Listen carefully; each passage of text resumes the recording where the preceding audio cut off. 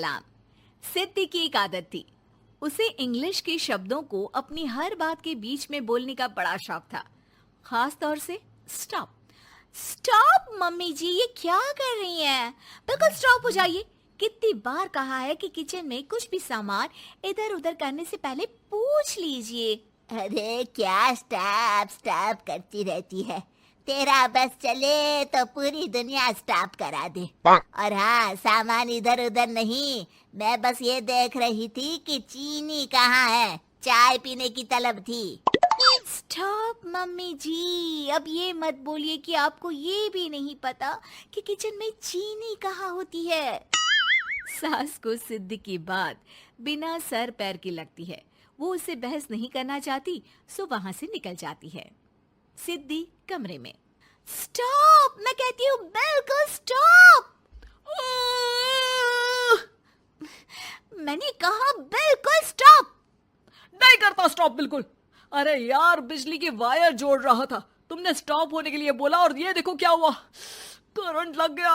अब करंट लगने पर चिल्ला रहा हूँ तो भी स्टॉप। अरे चाहती क्या हो तुम? स्टॉप, मैं क्या चाहती हूँ? अरे अब कैसे स्टॉप हो जाऊं?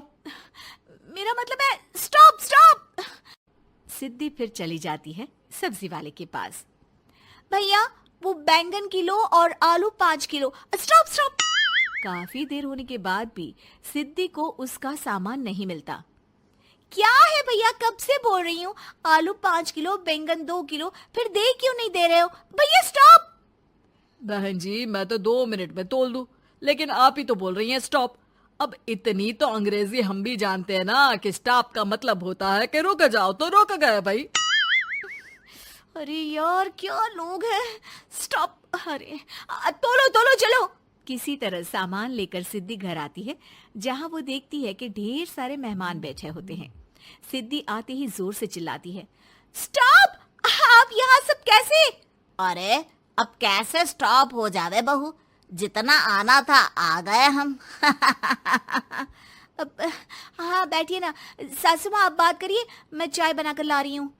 सभी बात करने में लग जाते हैं कि तभी सिद्धि किचन से निकल कर आ जाती है। Stop stop. अरे क्या खाएंगे आप लोग? पकौड़ी बना दूं या चीला, या फिर इडली बना दूं?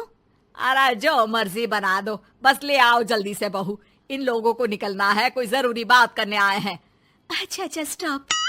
सिद्धि स्टॉप वाला अपना तकिया कलाम बोलकर निकल जाती है, लेकिन थोड़ी देर बाद जब वो कमरे में चाय नाश्ते के साथ आती है तो जरूरी बात हो गई आप लोगों की, या मेरे डर से शांत हो गए कि चुप हो जाओ, सिद्धि आ गई है। बोलिए ना। बस जैसे ही सिद्धि ने कहा बोलिए ना, घर में चकर पकर की आवाज गूंजने लगती है।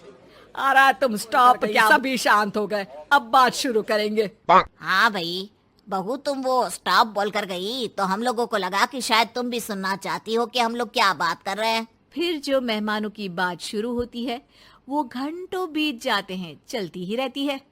अरे तेरे स्टॉप के चक्कर में दोपहर हो गई, अब जाकर सबके लिए जा खाना बना कर लिया। तभी स्टॉप नहीं बोला होता तो अब तक बात खत्म हो चुकी होती। बेचारी सिद्धि करती भी क्या, खुद के स्टॉप बोलने की आदत से खुद ही परेशानी मोल लेती है। आप लोग खाना खाकर जाइए, हाँ मैं जा रही हूँ बनाने। मम्मी जी, लेकिन स्टॉप, मैं ना खाना बनाकर लाती हूँ। सिद्धि सबको खाना खिलाकर विदा करती है। पूरी तरह से थक चुकी सिद्धि शाम को पार्क में वॉक करने जाती है। स्टॉप यार, आज तो मैंने बहुत खा लिया, पेट लग रहा है कि फट ही जाएगा। सहेली एक जगह खड़ी होकर सिद्धि की बातें सुनती है। सिद्धि उसे दिन भर की सारी बातें कहती है। स्टॉप यार स्टॉप, चल मैं घर जा रही हूँ।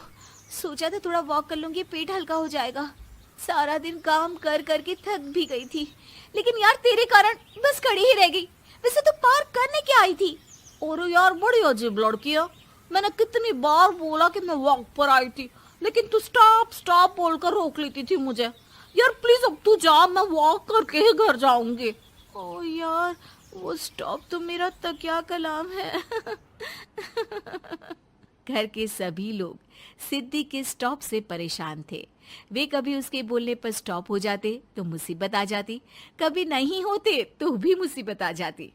अरे मैं तो इस बहू के तकिया कलाम से परेशान हो गई हूँ। अरे कोई तो उसकी ये आदत हटाए। देखो माँ, ये जो आदत होती है ना, जब तक खुद की जान पर न बन जाए आदत छूटती नहीं। अरे उसकी जान पर बना है, उससे हमें क्या। हम लोगों के लिए तो ये परेशानी का कारण बनती ही जा रही है। उधर सिद्धि खुद सोचती है, अरे यार, पहले बाजार से देर, फिर दिन का सारा खाना, और फिर पार्क में मैं टहल भी नहीं पाई। क्या करूं? इस तकिया कलाम के कारण मैं खुद ही परेशानी झेल लेती हूँ। एक काम करती हूँ, आज से सोच समझकर बोला करूंगी। बहू स्कूटी उठाती है और निकल जाती है, लेकिन जैसे ही वो बीच चौक पर पहुंचती है, स्कूटी फिसल जाती है और वो नीचे गिर जाती है। हाय रे, कोई तो बचाओ, किसने टक्कर मार दी मुझे। कितना दर्द हो रहा है, कोई तो डॉक्टर के पास लेकर चलो। स्टॉप। बस जैसे ही बहू स्टॉप बोलती है, सारे वहीं रुक जाते हैं। बड़ी घमंडी औरत है, एक तो हम बचा रहे हैं, ऊपर से देखो स्टॉप बोल रही है। स्टॉप, कोई नहीं है क्या इस पूरे शहर में? बहू अपने तकिया कलाम की रट लगा कर रखती है। स्टॉप, कोई है, कोई स्टॉप। लोग उसकी मदद के लिए आगे तो आते हैं, लेकिन जैसे ही उसका तकिया कलाम सुनते हैं, वहां से निकल जाते हैं। तभी कहीं से उसका पति लौट रहा था। वो बीवी को रास्ते में पड़ा देख हैरान रह जाता है। अरे तुम यहाँ, कितनी चोट लगी है तुम्हें? पति आसपास खड़े लोगों पर गुस्सा हो जाता है।